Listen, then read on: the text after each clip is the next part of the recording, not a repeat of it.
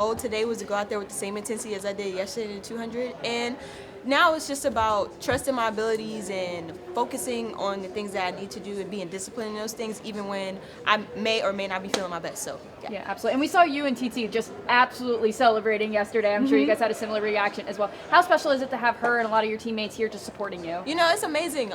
Without those girls, I wouldn't be here right now. You know, we train day in and day out together, and we push each other past our limits. And so to have them come out here and support me, even though we're going to be on this journey together, leading up to the World Championships, is just amazing. And I'm thankful to have the training partners that I do have. You're a three-time winner now. What do you make of the format, the 2 days, the way the money is structured, and all that stuff? I think honestly for me, at this point, the money is a bonus. It's just like, you know, hey, you've been out here, you've been doing what you need to do. Here's this money for doing what you set out to do. But as far as the format and everything, I feel like it's doing nothing but propelling me forward, propelling me in the way that I know it's going to when it gets ready, or when the time comes to be ready for trials. So I'm just excited. You think it's good for the public too to come here and know that they're going to see the names for both days when they're here? Oh yeah, definitely. You know, just to for Grand Slam to be doing what it's doing right now, and you know, obviously at first it started out in Kingston, and you know, some people were just kind of like, I don't know if this idea is going to work, because obviously at that point it was an idea, but now it's happening, now it's here, and people are seeing the benefits of it, people are seeing the enthusiasm of it, and so I feel like with each slam, Grand Slam has just been raising the bar, raising the standard, and you know, I just feel like I was happy and blessed to be, you know, thought of to be a part of this, and you know, just not only me but other athletes as well. I feel like we're so thankful and grateful for the fact that something like this was able to be a thing. Were you surprised at the time when you found it out?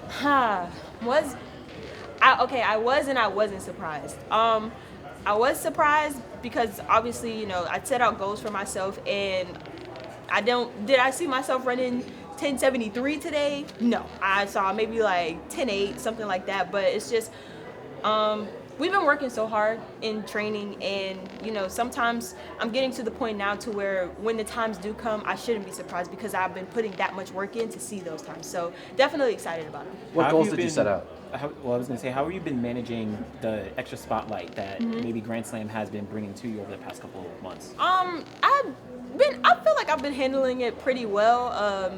I still like to say I'm not one of the biggest. Well, after this weekend, it might be a little differently. But for the most part, I've just been going on about my life as normal. You know, after the races and things are over like that, you know, I celebrate the wins. I get to be around my family, my training partners, and things like that. We talk about them. But at the end of the day, it's going back home, going through the drawing board, and looking at these races this weekend, and just seeing what we can clean up and how we can be better for the next slam. So that's literally how it's been. It's been good though. You said you set out goals. What goals have you set out for the season? Just PB time wise, you know, wanting to break that 10-8 barrier, and I did today, which I'm thankful for. And then just obviously just at this point, I don't know what my ceiling is or what my limits are, and I'm just going to continue to trust God, trust my coaches, and lean on the people around me and see how far this thing goes this year. I believe your time was the 11th fastest in U.S. history. You know, what does that mean? Just knowing that you're on the list with the greats. It's very humbling. I'm very blessed and grateful to be there. Have I seen myself being in that top list? Yes. But the one thing I've learned about this journey is that, you know, sometimes it's okay to not expect things at a certain time and just to let them happen. I've been doing a lot of just going with the flow recently and just focusing on the now versus the later. And I feel like as long as I continue to do that, I'm going to continue to have the success that I have. I'm going to continue to be surprised at times. I'm going to continue to be like, oh, well, I knew that was in there. It was just a matter of it getting out. So very, very excited, very blessed, very grateful. Do you think you would have been racing the 200 this year without Grand Slam? Wait, say it again? Do you think you would have been racing the 200 this year without Grand Slam? That's a good question. So I think I would have raced, but I think it would have been harder for me to get better lanes.